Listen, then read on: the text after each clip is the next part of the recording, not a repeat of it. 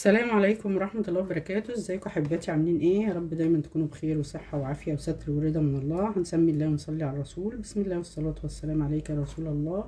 اللهم اني اسألك التقى والعفاف والغنى والستر والرضا لي وليكم ان شاء الله. ازيكم حباتي؟ عاملين ايه؟ كل سنة وانتم طيبين، يا رب يبلغنا رمضان واياكم ان شاء الله على خير وعافية وصحة وستر يا رب. وكل اللي بيتمنى حاجة ربنا يحققها له السنة دي يا رب، ما يطلعش من رمضان الا وهو متحقق له امنيه ليه. والشاب اللي متجوزش ربنا يجوزه، والبنت اللي متجوزتش ان شاء الله تتجوز باذن الله. يسعد بناتنا وشبابنا وبناتكم وشبابكم وكل المسلمين والمسلمات في كل انحاء العالم يا رب. ويخلي لكل اولاد امهم وابوهم، ويرفع عننا اللي احنا فيه، الهم والغم والغلاء والوباء والداء، ويسترها معانا ومعاكم يا رب. النهارده بقى هنعمل ايه؟ اكله من اكلات برضو رمضان، العزومات. طبعا بنعمل جنبها فرخه، بنعمل جنبها لحمه بالبصل. يعني اي حاجه بتعمليها في البيت. طبيخ ماشي. وهي ايه؟ لفه جلاش اهي. هعملها، انا عملتها معاكم بالكاستر، هعملها باللحمه المفرومه. يعني انا جبتها، بس انصحك تجيبيها طازه، لان لما بجيبها طازه احطها في الفريزر بتتعمل. بس طبعا هنعملها مش هنرميها. وده 250 جرام لحمة مفرومة. هنعمل بيها الجلاش، وهتبقى احلى صينية ان شاء الله. هنعملها مع بعض. طبعا انتوا عارفين اللحمة المفرومة بنحط عليها، انا بحط عليها، معرفش انتوا طبعا. كل ست بيت ليها طريقتها في اكلها في بيتها. ربنا يا رب يفتح على كل ست بيت يا رب، ويديها كل ما تتمناه. انا بحط فلفل الوان. فلفل الالوان ده زي ما قلت لكم بدخله في كل الاكل، مغذي ومفيد. حتى لو عرفتي هو مفيد في ايه، ممكن تخشي على جوجل هتعرفي كل حاجه، يعني لان انا دلوقتي مش متذكره يعني. بدخله في كل الاكل. وبصل اخضر برضو لو عندك دخليه في الاكل. طبعا احنا كلنا عارفين بنعصج اللحمه ازاي. بنجيب بصله ونخرطها ونعصجها، بحط عليها بصل اخضر. دي كان عندي والله واحدتين بنتي كانت جايبه لي اللي هو الفطر ده. لما بتحطيه برضو على الاكل بيفرق جامد يعني في الاكل. بس انا بصراحه عشان ما اكدبش عليكم ده غالي، انا ما بجيبوش. هي جابت لنفسها بنتي، وجابت لها ربنا يبارك لها ويبارك في بناتنا كلها يا رب. فبرضو هحطها على العصاج بتاع اللحمه. طبعا هنجيب بصله، طبعا كلنا عارفين، وهنحطها على النار ونقلي. يلا نبدا، يلا بينا نبدا. بصوا حضرتي، خرطت بصلايه اهي زي ما انتم شايفين. هحط عليها بقى حته سمنه وشويه زيت. انت مش عايزه تحطي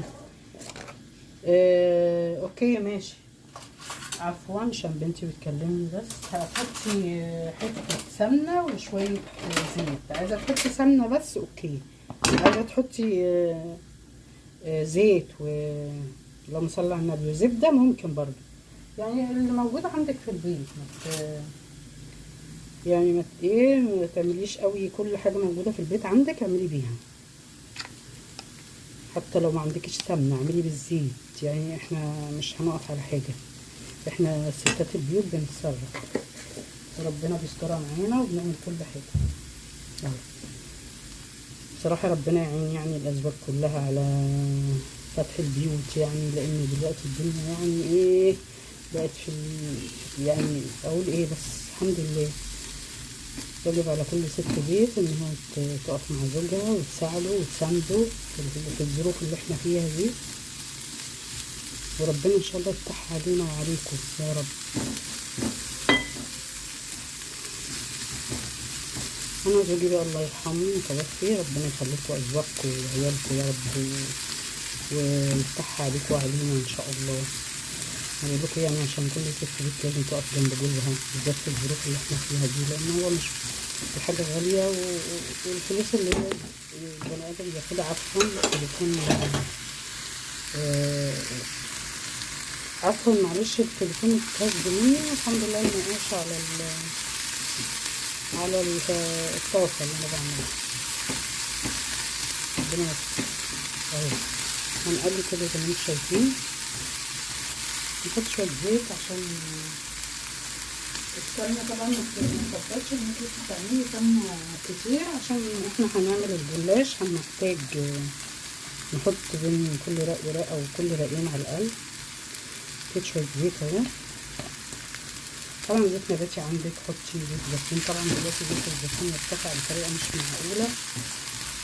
انا كان عندي ازازه عايزه اقول لكم يعني باخد منها ايه.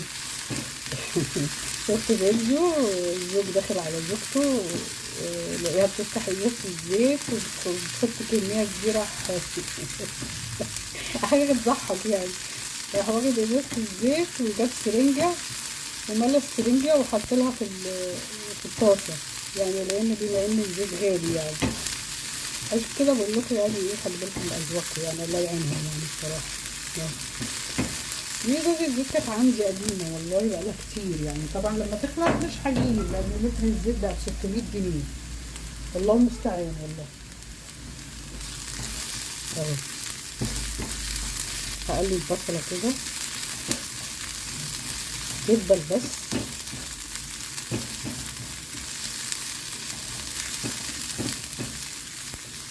ما يفضلش انك تحطي ايدام كتير يعني ماده دهنيه كتيره، لا حطي يعني حاجه معقوله يعني عشان الكوليسترول يا جماعه.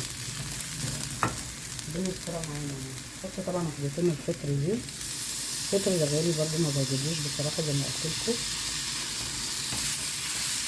هو جميل قوي في الاكل ومفيد جدا بس طبعا غالي.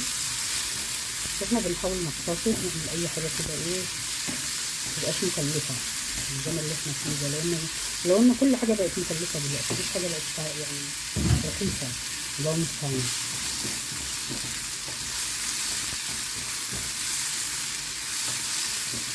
في ناس بتحط اللحمه المفرومه الاول وبعدين تحط البصل. انا بحط بصراحه البصل الاول جدا ومعاها اي حاجه طبعا بحطها وبعد كده بحط اللحمه.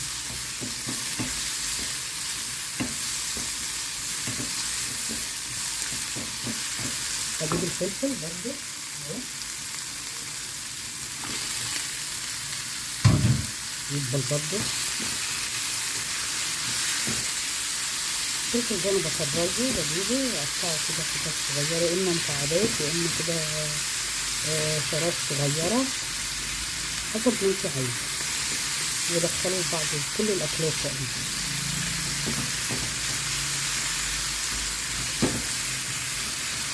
طبعا احضر البهارات اللي هحطها.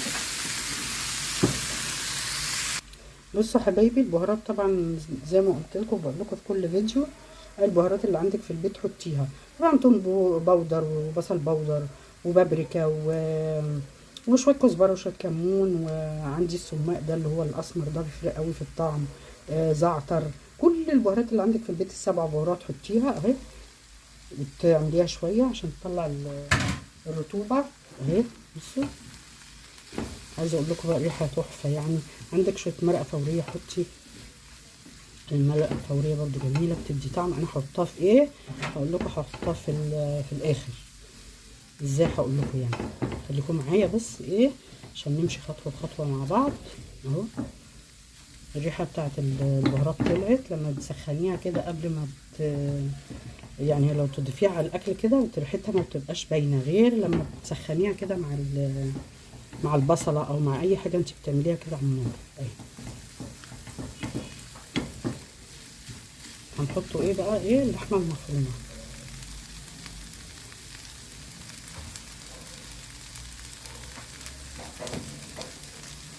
بصراحه انا مخبيها من القطط لان القطط عندي قطه بنتي لسه والده، اي حاجه بقى ايه بتشمها كده بتبقى يعني عامله زي المجنونه. يمكن انتوا شفتوها معايا في بعض فيديوهات يعني. ولدت قطط جميله خالص، جابت 7 واحده ماتت اتبقى 6 قلبين دماغي بقى.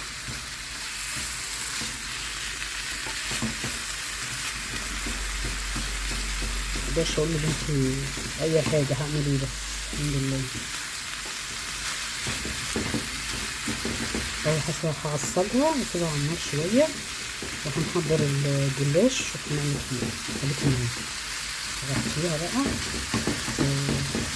تستوي شويه على النار على ما احضر انا الجلاش. يلا بينا يلا بينا. بصوا حبيبتي جبت صينيه اهي هعجنها عشان ايه لما تيجي تعملي الجلاش ما يلزقش. حطيت حته سمنه وشويه زيت. عايزه تحطي سمنه بس لوحدها اوكي مفيش مشكله اللي يعجبك اهي. بس عشان ايه ما تدهني الصينيه كويس، الجلاش بتاعك ما يلزقش ويطلع كويس ان شاء الله. ايه تبقى صينيه حلوه كده ان شاء الله باذن الله. نعملها مع بعض. انصحك تجيبي لما تحبي تعملي الجلاش جيبيه طازه، عشان انا جبته حطيته في الفريزر بصراحه اتقطع مني. طبعا هنعمل ورقتين ورقتين، يعني مش لازم تعملي ورقه ورقه، لا ورقتين ورقتين وتدهنيها اهي. نطبقها كده اهي، عشان لو ورقه هيطلع دسم قوي. هي ورقه ورقه حلو يعني، قصدي ورقتين ورقتين وتدهني اهو.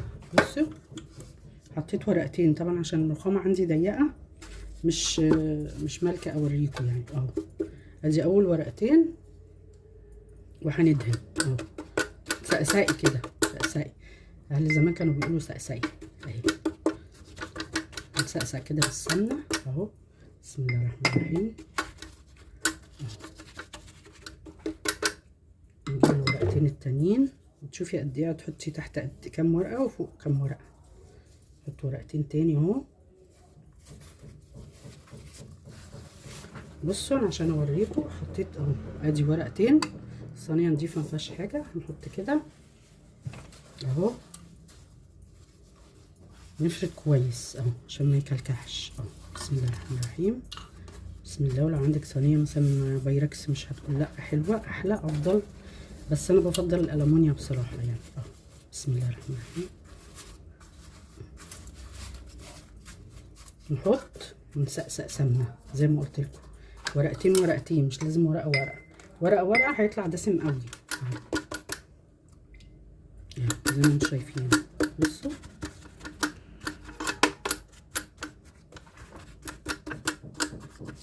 كده 4 ورقات. انا حطيت حته سمنه ومعاهم شويه زيت عشان ايه احط بين كل ورقتين ورقتين زي ما قلت لكم. طبعا هعمل الكميه وقبل ما احط اللحمه هوريه لكم عشان ما اطولش عليكم الفيديو. صلوا على الرسول بقى يا جماعه، اللهم صل وسلم وبارك عليك يا رسول الله. بصوا حبيباتي يلا حطيت كام 6 رقات من تحت عشان ما يبقاش تخين قوي ولا تخين قوي ولا رفيع قوي، يعني ايه يبقى كويس. هنحط ايه بقى اللحمه احنا عملناها في النص. نسمي بسم الله. نفرد كده بسم الله الرحمن الرحيم. والله يا جماعه ده ربع كيلو، يعني ربع كيلو، وكان عندي يعني في التلاجة. انا ما اشتريتش لحمه لان مش هشتريها بصراحه، هعمل اي حاجه حتى هجيب الوراك قصدي عفوا الصدور وهضربها في الكبه وهعملها كده. لو حبيت اعمل في رمضان دي طبعا ايه دي هتعمليها صينيه في رمضان جنب اي حاجه الاكل، يعني تعملي طبيخ مثلا، تعملي مع فراخ مع حته.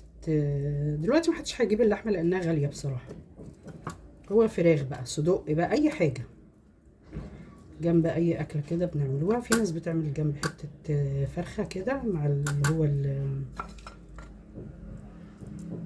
الرقاق ده. واصلا كلنا طبعا في رمضان زي ما كل ست بيت عارفه محدش بياكل في رمضان، وما تحطيش في الحروف عشان الحروف ما تتلسعش منك اهو. نملى الفوارغ كده. هحط اللحمه وارجع لكم تاني. بصوا حبيتي اخر ورقتين حبيت اوريها لكم كده عشان ايه هندخلها كده عشان ندخلها نداري اللي تحت كده اهو كده اهو زي ما انتم شايفين اهو. هنعمل الناحيه التانية بنفس الطريقه اهي ندخلها برضو. الجلاش بصراحه غلبني يا جماعه، جيبوه طازه احسن عشان ما بيتحط في الفريزر بيتكسر كله اهو. حطوا كده تحت كده عشان ايه لما تيجي تقطعيه يبقى ايه متساوي معاكي كله اهو، يطلع قرص كده ايه زي ما انت عايزه اهو. بصوا دخلوه جوه كده اهو، تطلع صينيه حلوه جميله ان شاء الله تعجبكم. نعمل نفس الطريقة كده، ندخلها الناحية دي برضو اهو. انا ما بحبوش تخين زي ما قلت لكم، يبقى خير الامور الوسط، لا تخين ولا ايه ولا رفيع. طبعا هندهن سمنة اهو. بسم الله الرحمن الرحيم. هنحط ايه بقى فوق الاول، نقطعه وبعدين ندهنه. بسم الله الرحمن الرحيم كده زي ما انت حابه طبعا. بعد كده بسم الله الرحمن الرحيم.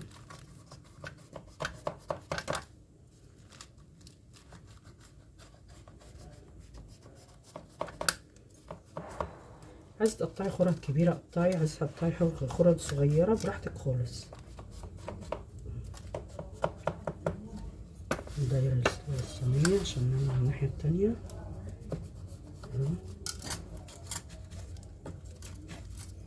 بس نتاكد ان احنا قطعناه كويس عشان ما تيجي تطلعي الحته تطلع معاكي بسهوله. بسم الله الرحمن الرحيم. غلبني يا جماعه زي ما قلت لكم اهو، عشان تبقوا عارفين هاتوه طازه، ما تحطوش في الفريزر. لو هتعملي جلاش في نفس اليوم فريزر بيطلع مش مظبوط بصراحه. ممكن بقى نعمله حلويات زي ما عملت معاكم جلاش بالكاستر. هنعمله جلاش حاجه حلوه بالمكسرات ان شاء الله، هنعمله مع بعض برضو اهو. برضو ناكلوه مع كنافه مع القطايف. مش عارفين الكنافه وصلت كام بقى، لو اعلم.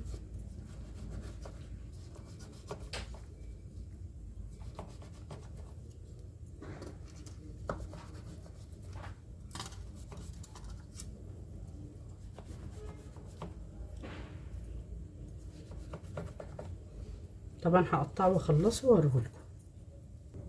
بصوا يا حبيبتي، هحط ايه عليه كوبايه لبن صغيره اهي. دي هتفرق معاكم قوي في الطعم، تخليه طعمه جميل جدا. في ناس بتحط لبن بتاع ده بيض، انا مش بحب البيض. البيض بيبقى زفر، وبصراحه ريحته بتبقى جامده قوي. بحب انا اللبن ده بيخليه يروح في حته تانية خالص. وهحط حاجه تانية برضو عليه، معرفش يمكن ناس كتير مش بتعملها بس انا بحطها يعني. بحط حته قشطه فيها. بصوا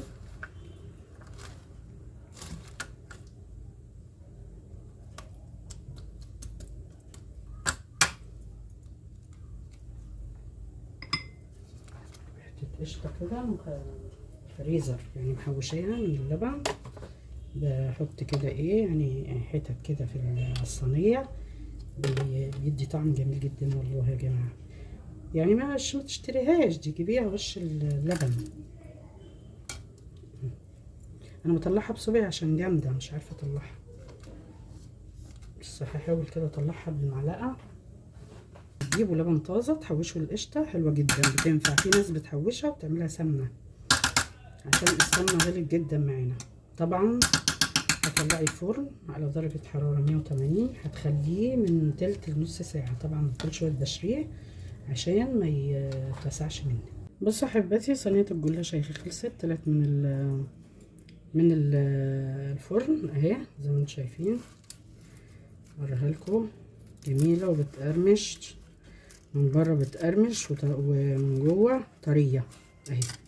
بصوا جميله جميله جميله. جربي الطريقه هتعجبك اهي، حلوه قوي قوي قوي والله يا جماعه. هتنفع في عزومه رمضان يعني ان شاء الله، لو جربتوها هتعجبكم. بصوا ندوقها كده. بسم الله الرحمن الرحيم. مقرمشه اهي، بسم الله. جميله جدا جدا جدا جدا يعني حلوه. جربوها وان شاء الله هتعجبكم، وهي عزومه رمضان. يا رب يكون الفيديو عجبكم، يا رب اكون خفيفه على قلوبكم. ولو عجبكم الفيديو متنسونيش بقى في شير ولايك وسبسكرايب ودعوه حلوه منكم. ورمضان كريم ان شاء الله، ربنا يبلغنا رمضان ان شاء الله. وكل سنه وانتم طيبين واياكم، ويفتح عليكم جميعا يا رب. بصوا دي كانت بقى وحدتين كده عملتهم صوابعهم. بصوا حلوه قوي يعني حلوه. لسه مطلعاهم من الفرن للاسف، الفرن سخن. لسه مطلعاهم برضو، عملتهم كده صوابع عشان برضو ايه ما نرميش البواقي يعني. اهي برضو حشيتها صوابع وعملتها اهي. زي ما بقول لكم، ما تشتروش الجلاش الا لما يكون طازه عشان تعرفي تتحكمي فيه وتعملي فيه كل اللي انت عايزاه. والا بقى ممكن لو جبتيه في الفريزر ومثلا اتكسر منك او بتاع، بتعملي اللي هو الجلاش المكرمش ده اللي انا عملته بالكاستر. يلا يا رب يكون الفيديو عجبكم، يا رب كل سنه وانتم طيبين. والسلام عليكم ورحمه الله وبركاته.